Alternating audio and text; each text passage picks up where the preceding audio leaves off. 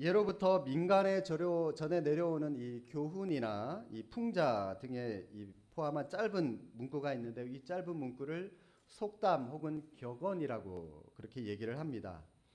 마찬가지로 오늘 우리가 살펴보고 있는 이 잠언이라고 하는 말을 우리말로 번역하면은 쉬운 말로 속담이라는 얘기예요. 격언이라는 얘기입니다. 하나님께서 우리에게 주시는 교훈이 담겨져 있는 그런 내용의 말씀인데 제가 이 잠언의 말씀을 묵상하면서 보니까 잠언에 제일 많이 등장하는 단어가 있습니다. 그 단어가 뭘까요? 제일 많이 등장하는 단어가 지혜라고 하는 단어고요. 지혜라고 하는 단어고요. 그리고 두 번째로 많이 나오는 단어가 어떤 단어일까요? 예, 바로 오늘 우리가 금방 읽었던 오늘 본문에 언급된 말씀입니다. 겸손이라고 하는 단어하고요. 교만이라고 하는 단어입니다. 그런데 여러분 잠언을 가만히 보시면 대부분 겸손이라고 하는 단어가 나오면 어김없이 뒤따라서 교만이라고 하는 단어가 나오고요. 교만이라고 하는 단어가 나오면 또 곧이어서 이 겸손이라고 하는 단어. 그러니까 이 겸손과 교만이라고 하는 단어가 둘이 함께 같이 쌍으로 다녀요. 쌍으로. 왜 그럴까요? 중요하니까. 중요하니까. 그런데 여러분 이 두 개의 단어가 언뜻 보면은 구별하기가 굉장히 쉽죠. 그런데 사실 이 두 단어가 구별하기가 쉽지 않습니다. 우리는 이 겸손과 교만을 어떻게 우리가 이론적으로 정리를 하고 있습니까? 좀 잘난 체 좀 하고 남을 좀 무시하고 남에게 타인에게 함부로 대하는 사람을 우리는 아우 저 교만한 사람 그렇게 우리는 얘기를 하고 있고요. 또 반대로 착하거나 또 상대방보다 자기를 더 낮추고 좀 우유부단한 그런 성격을 가지고 있는 사람을 우리는 겸손한 사람이다라고 그렇게 얘기를 합니다. 이론상으로는 겸손과 교만이라고 하는 것이 굉장히 뚜렷하고 차별하기가 쉬워요. 구별하기가 쉽습니다. 그런데 실제 우리 생활에서는 이 둘을 구별하기가 쉽지 않아요. 그래서 이 우리 실생활 속에서는 교만한 것 같지만 겸손하고 겸손한 것 같지만 교만하게 상대방을 대하는 모습들을 자주 보게 됩니다. 조금 이해가 안 되시는 것 같은데 좀 더 구체적으로 말씀을 드리면 우리가 생각하는 이 겸손이라고 하는 것을 우리는 성경적인 개념으로 생각하는 것이 아니라 사실 우리는 유교에서 말하는 그런 겸손으로 이해할 때가 많기 때문에 그렇습니다. 성경이 말씀하는 겸손은 사실 유교에서 말하는 겸손의 개념과 같은 개념이 아니에요. 전혀 틀립니다. 의미가 전혀 틀려요. 유교에서 말하는 겸손을 굳이 성경에서 가장 가까운 용어를 한번 찾아보십시오 라고 얘기를 한다면 저는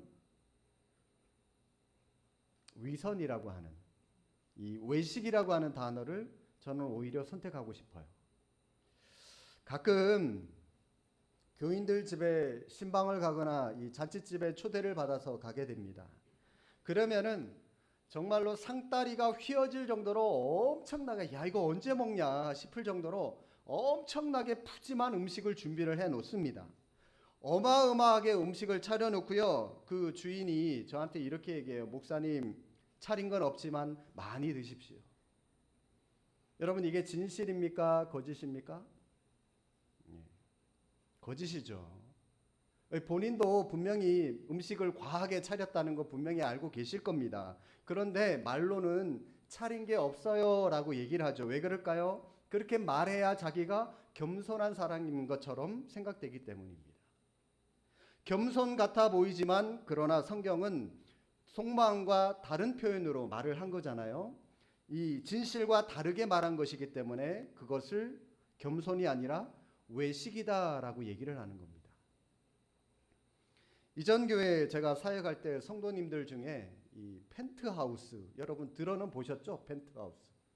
예, 한번 저도 이 신방을 한번 가봤는데 와 집이 어마어마하게 넓어서 저처럼 안경 낀 사람은 안경 잠깐 벗으면 집 끝이 안 보이더라고요. 엄청나게 집도 웅장하고 크고 넓고 거기다가 이 바깥의 뷰도 얼마나 멋진지 적당하게 산, 적당하게 호수 반반 섞여가지고 이 뷰도 끝내주더라고요. 야, 세상에 뭐 이런 집이 다 있나 싶을 정도로 감탄만 하다가 그렇게 돌아온 적이 있는데, 그런데 제가 그분 집에 신방을 가니까 그분이 이런 말씀을 하시더라고요. 목사님, 누추한 집까지 찾아와 주셔서 감사합니다. 그분이 결코 자기 집이 누추한 집이라고 생각을 하고 있을까요? 안 하고 있을까요? 결코 안 하고 있을 겁니다. 아니, 우리나라의 전체를 통틀어도 이 몇 개 되지 않는 이 펜트하우스가 왜 누추하겠습니까? 어마어마하고 으리으리하죠. 그러나 말로는 누추한 집에 오셔서 이렇게 얘기를 합니다. 이걸 겸손이라고 생각을 하시는데, 그런데 성경은 그것을 겸손이 아니라 외식이다라고 말씀을 하는 겁니다. 왜요? 겉과 속이 다른 말을 했기 때문에, 속과 전혀 다른 진리 진실의 말이 아닌 가짜의 말을 했기 때문에 외식이다라고 얘기를 하는 겁니다. 성경이 말씀하고 있는 이 겸손은 겉이 아닙니다. 우리가 말하고 있는 이 말, 이 겉에만 이 초점이 맞추어져 있는 것이 아니라 속이에요. 속, 동기에 초점이 맞추어져 있는 것입니다. 하나님 앞에서의 겸손을 말하는 것입니다. 내 힘을 의지하는 것이 아니라 하나님의 능력을 의지하는 것, 그것이 겸손이다라고 할 수가 있는 것입니다. 그래서 성경을 가만히 읽어보면은 겸손하게 보이는 것 같은데 교만해 보이고, 교만하게 보이는 것 같은데 오히려 겸손하게 보이는 예들이 얼마든지 있습니다. 성경은 하나님의 능력을 의지해서 큰 소리 뻥뻥 치는 것을 교만이라고 말씀하지 않고 오히려 담대함이다라고 얘기를 하는데, 하나님을 믿기 때문에 큰 소리를 치는 거죠. 담대하게 큰 소리를 치는 거죠. 이것은 교만이 아니에요. 이 담대함이 바로 하나님 앞에서 외치는 외침이기 때문에 겸손합니다라고 말씀을 하고 있는 겁니다. 겸손해 보이지만 하나님 앞에 교만하게 얘기를 했었던 한 예가 있는데, 바로 출애굽기의 모세라고 하는 사람의 말을 들 수가 있습니다. 하나님께서 모세를 들어서 이스라엘의 지도자로 세우셔서 백성을 구하기 위해서 지도자로 가라 라고 말씀을 하셨죠. 그랬더니 모세가 어떻게 대답을 합니까? 예, 빨리 갈게요. 즉시 갈게요. 그런 대답을 한 것이 아니라, 하나님, 저 못 가요. 제가 무슨 능력이 있습니까? 하나님, 저 나이를 많이 먹지 않았습니까? 저요 또 말도 못해요. 하나님, 제가 뭘 힘을 가지고 합니까? 별의별 핑계를 다 대면서 하나님의 말씀에 토를 달고 거부를 합니다. 자, 여러분, 이게 겸손일까요? 교만일까요? 겉으로는 겸손한 것처럼 보이죠. 그런데 하나님 앞에서는 교만입니다. 왜요? 하나님이 언제 자기 힘으로, 네 힘으로 가라고 말씀하신 겁니까? 아니에요. 하나님이 주시는 능력, 하나님이 주시는 지혜, 그거 믿고 나가라는 거잖아요.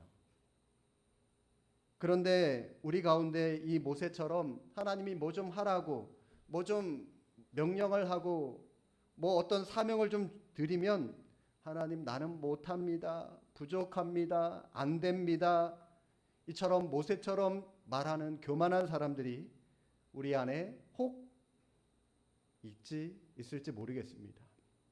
그 사람들 속의 중심에는 하나님이 아니라 자기라고 하는, 자기 힘이라고 하는 것이 그 중심이기 때문에 하나님의 능력을 의지하지 못하기 때문에 자기 힘, 자기 능력으로 나가려고 하는 것이죠. 반면에 사무엘 상에는 다윗과 골리앗의 싸움이 나옵니다. 골리앗이 나올 때 다윗이 뭐라고 얘기를 합니까?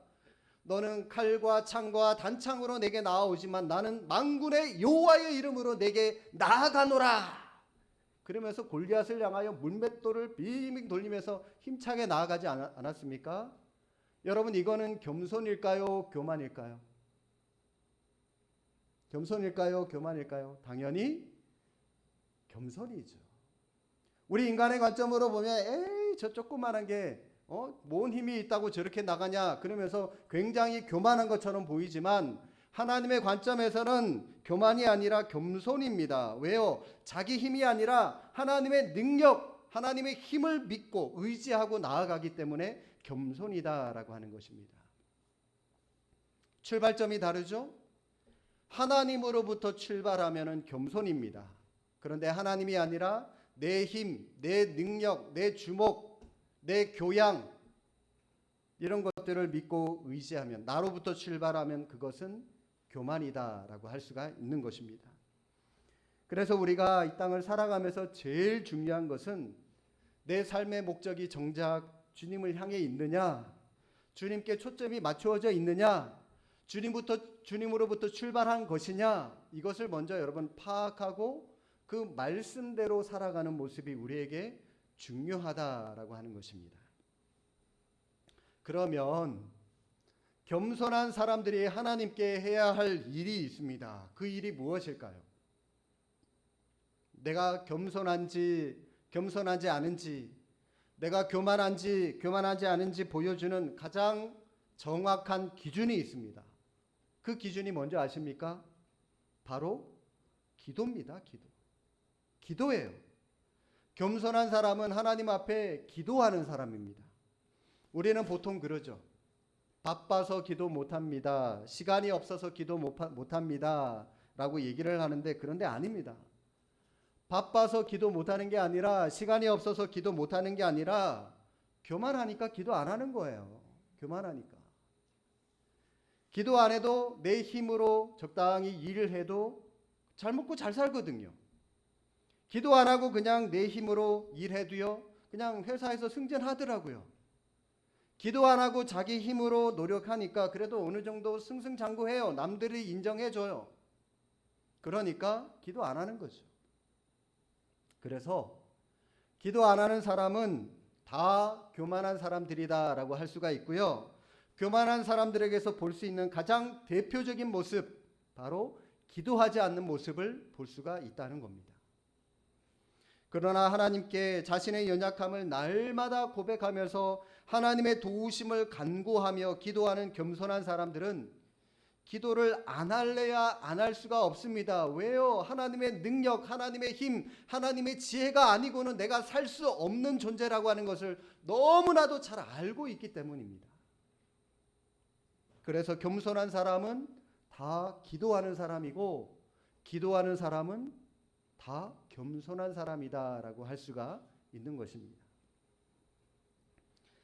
제가 존경하는 어느 선배 목사님한테 들은 얘기입니다. 지금 한 60 정도 이제 막 들어선 선배 목사님이신데, 이 목사님이 학창 시절에 이 청년 때 다닌 그 모교회가 있는데, 그 모교회에 3살 많은 누나가 한 분 있었다고 그럽니다. 근데 그 누나가요, 굉장히 못생겼대요.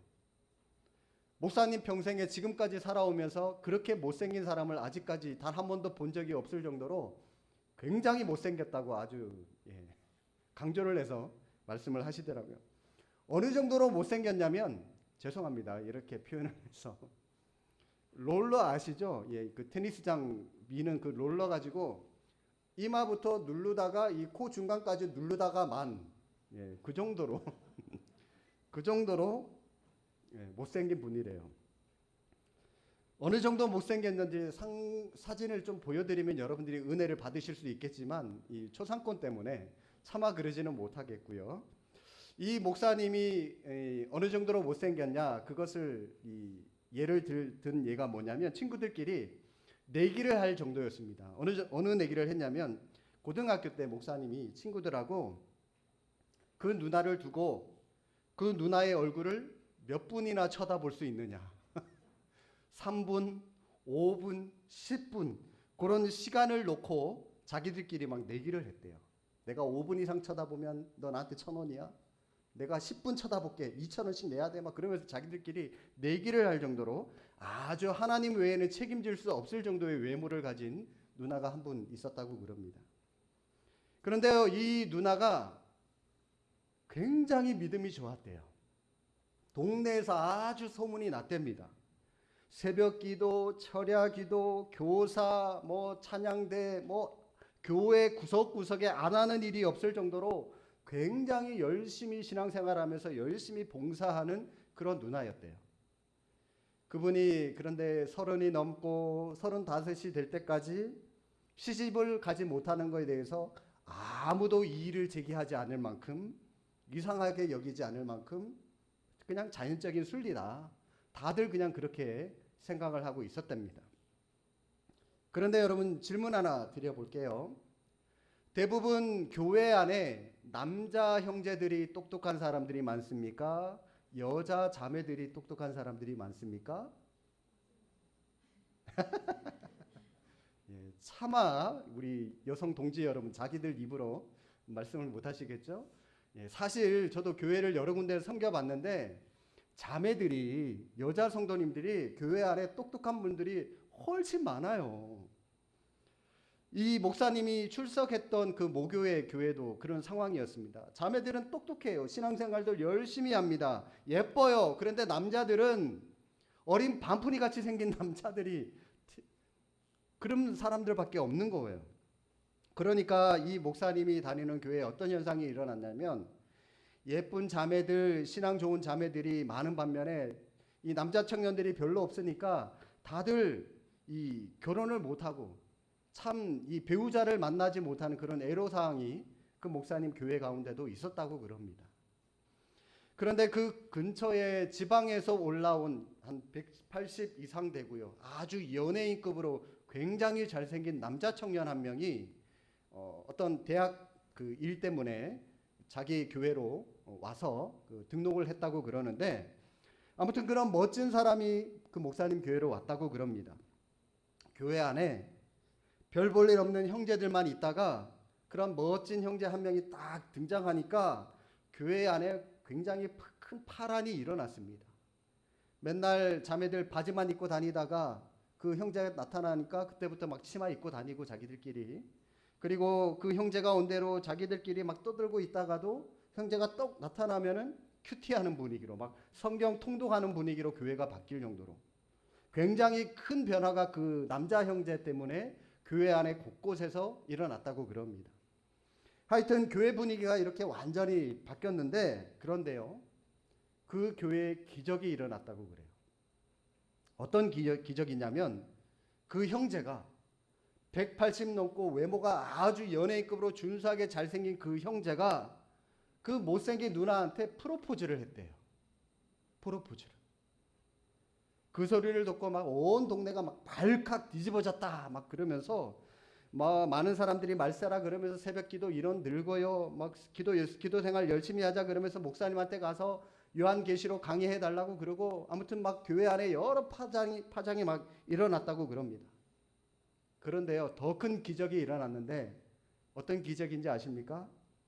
그 누나가 그 남자의 프로포즈를 거절했대요. 거절했대요. 자기는 싫대요. 그렇게 잘생긴 남자는 싫대요.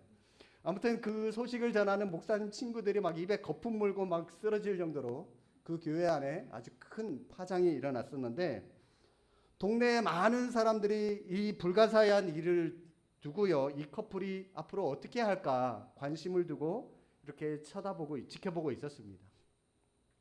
그 형제가 그 누나를 2년 정도 쫓아다니다가 2년 정도 쫓아다니다가, 아유 그래 죽은 사람 소원도 들어준다는데 산 사람 소원 못 들어주겠느냐 그러면서 마지못해 할 수 없이 결혼을 했다고 그럽니다. 지금은요, 그 커플이 아주 행복하게 굉장히 능력 있는 사역자로 하나님 앞에 귀하게 쓰임받는 가족으로 하나님 앞에 나아가고 있다는 그런 얘기를 들었습니다. 제가 이 얘기를 들으면서, 야, 정말 하나님 앞에 중요한 것은 겸손하게 하나님께 부르짖는 거구나, 정말 하나님을 찾는 것밖에 없겠구나 라고 하는 것을 제가 다시 한번 이 말씀을 통해서 깨달았습니다. 하나님 앞에서 외치면 우리가 겉으로 내세울 게 없고 자랑할 게 없고 사람들 앞에 아무것도 떵떵거리며 자랑할 게 없다 할지라도, 하나님께서 우리에게 풍성하게 부어주시는구나, 하나님께서 풍성하게 축복을 해주시는구나. 그래서 저는 은혜라고 하는 것을 믿습니다. 은혜를 믿어요. 저는 기독교의 역사를 보면 인간의 가장 큰 죄를 7가지로 분류하고 있습니다. 교만, 질투, 분노, 탐심, 탐식, 게으름, 정욕, 이렇게 7가지로 나누는데 이 죄의 목록들 중에 제일 먼저 언급되는 것이 바로 교만이라고 하는 겁니다. 교만. 5세기 로마의 라틴 교부 어거스틴은 이런 말을 했습니다. 교만은 인간이 빠지기 가장 쉬운 것인 동시에 인간이 극복하기 가장 어려운 것이다.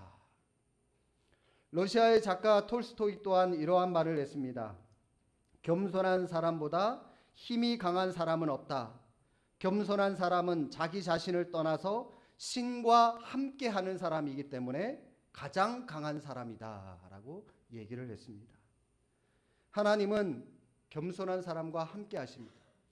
반면에 교만한 사람을 하나님은 떠나버리세요.